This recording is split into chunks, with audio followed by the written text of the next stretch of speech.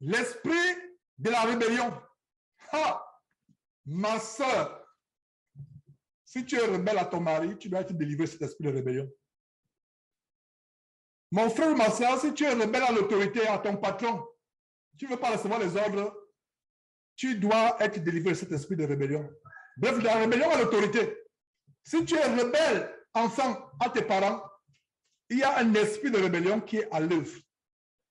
Il y a un esprit de rébellion. Donc, très rapidement, dans Deutéronome chapitre 31, verset 27, qu'est-ce que nous lisons? Notez tout simplement pour qu'on gagne du temps. Deutéronome chapitre 31, verset 27. Deutéronome 31, 27. L'Éternel dit ceci, car je connais ton esprit de rébellion et la raideur de ton cou. Si vous êtes rebelle comme l'Éternel, si vous êtes rebelle contre l'Éternel, pardon, si vous êtes rebelle contre l'Éternel, pendant que je suis encore vivant au milieu de vous, combien le Seigneur lui a pris à mort? Ça, c'est Moïse qui parle à la part du Seigneur. Il dit, je connais. Et si Moïse connaissait, qui a montré ça à Moïse? C'est Dieu. Car je connais l'esprit de rébellion et de raideur. C'est un esprit impur. C'est un esprit qui se manifeste dangereusement aujourd'hui. La rébellion. La femme est rebelle à son mari. Et je parle des chrétiens. Depuis là, je ne parle pas des gens du monde. Je ne parle pas des gens hors du corps de Christ. Je parle de nous chrétiens. La rébellion à l'autorité. La rébellion au point où vous retrouvez en train de faire des grèves, de faire des manifestations dans la rue. C'est un esprit. Nous devons nous éloigner de cet esprit-là. Demander à Dieu la délivrance de cet esprit. Il y a des femmes qui ont des problèmes de soumission.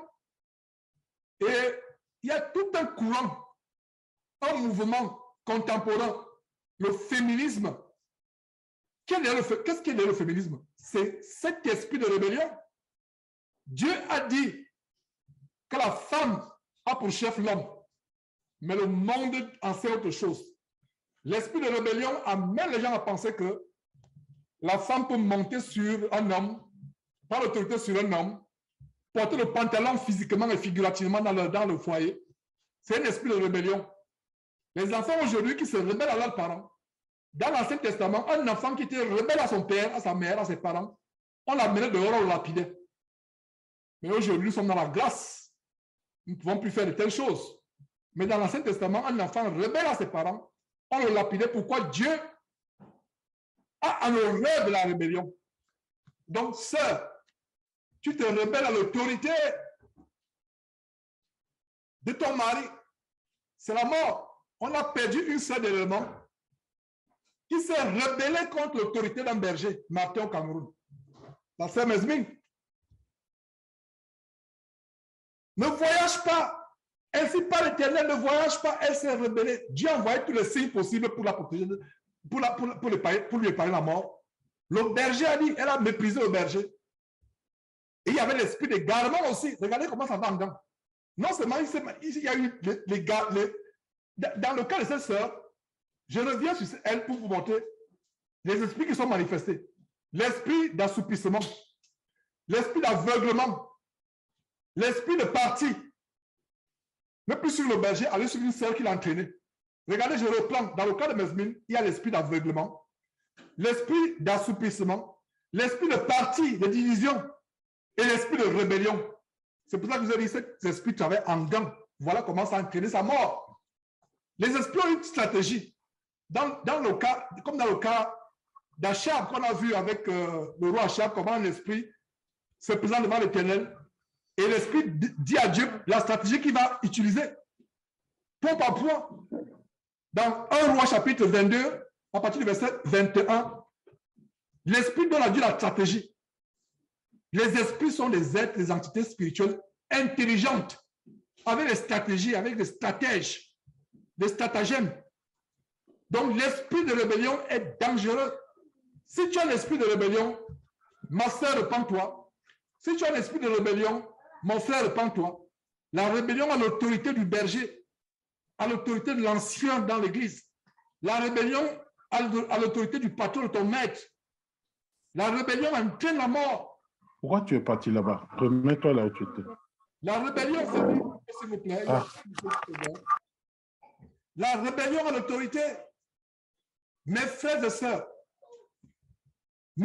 sœurs, la rébellion à l'autorité.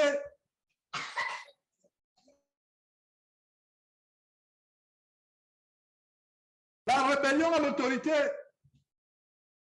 La rébellion. Nous devons faire attention, mes frères et sœurs, faire attention de ne pas succomber à cet esprit de rébellion. C'est un esprit. Il faut demander la rébellion, il faut demander à cet esprit de rébellion, dis, esprit de rébellion, tu sors de ma vie au nom de Jésus-Christ. Je vais obéir à mon mari. Donc, si toi, ma soeur, comme on a vu avec le cas de l'esprit de peur, si tu sais que tu es rebelle à ton mari et ton mari t'a toujours fait des reproches, et c'est dit, je vous assure que à un moment, les femmes ont des bouffées de chaleur quand on commence à exposer cet esprit. C'est un esprit terrible. Et à un moment, ça produit la haine contre celui qui est enceint. Ça produit la haine. Vous avez l'impression que vous détestez celui qui est enceint. Ce n'est pas un esprit à l'odeur. Je ne veux pas insister en profondeur, mais c'est un esprit terrible. Ça produit la haine, ça produit... Donc, vous êtes rempli de la fournaise, la haine. Et quand vous avez de telles manifestations, quels sont seulement l'esprit de... Non seulement l'esprit de rébellion, peu importe l'esprit, si au moment où j'enseigne, vous sentez une haine monter dans votre cœur contre moi, vous sentez que vraiment vous êtes... Ça chauffe dans votre tête. Voilà une bonne indication qu'un des esprits qu'on expose en œuvre.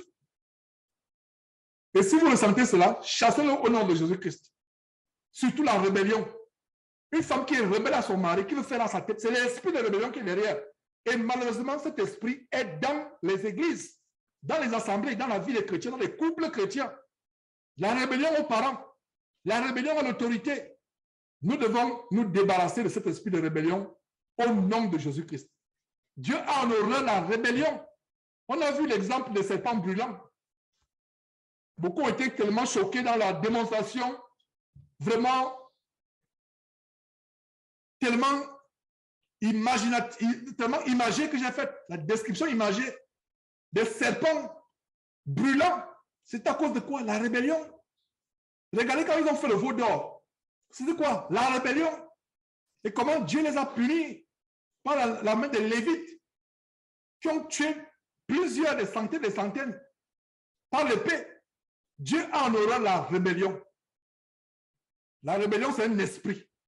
Et si vous avez des problèmes avec l'insoumission à l'autorité du mari, à l'autorité des parents, à l'autorité du gouvernement, à l'autorité du berger dans l'église, c'est des démons qui sont à l'œuvre qui peuvent vous amener à la mort et qui vont vous amener à la mort comme la sœur Mesmine.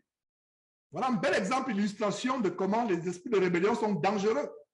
Et tout ce qu'on a que de voir là, par quel verset Dieu nous a fait commencer? Pourtant, je n'avais pas ce verset en tête. Jean chapitre 10, verset 10. A, le voleur, ça dit que Satan ne vient que pour faire quoi? Dérober, égorger et détruire. Donc, tous ces esprits ont pour but de vous tuer physiquement et pire encore, de vous faire amener en enfer. Parce qu'une chose est de mourir et de se retrouver au ciel pour l'éternité avec Dieu. Ça, ce n'est pas un problème. Mais mourir pour aller en enfer. Donc, ces esprits ont pour but de faire quoi? De vous faire mourir étant hors communion avec Dieu, étant en désaccord avec Dieu, étant hors de la volonté de Dieu, pour que vous alliez en enfer.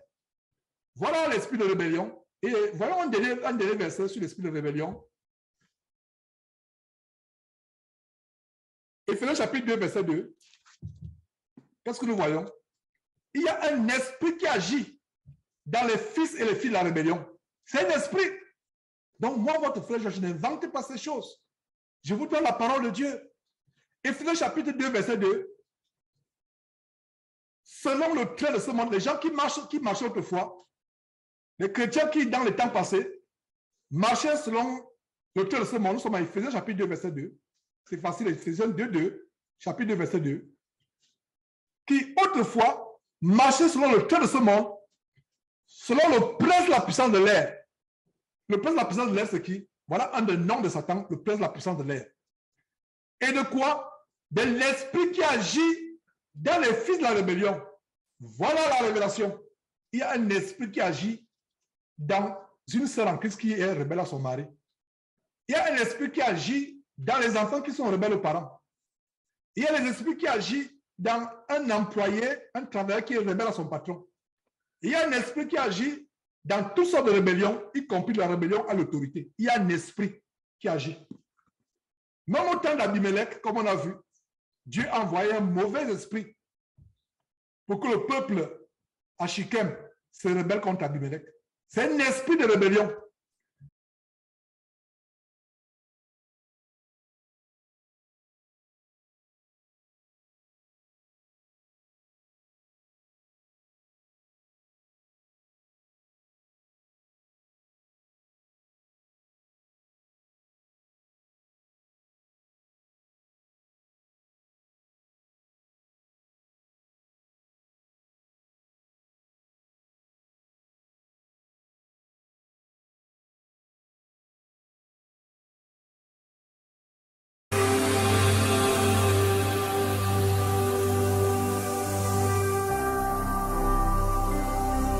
Jésus-Christ TV,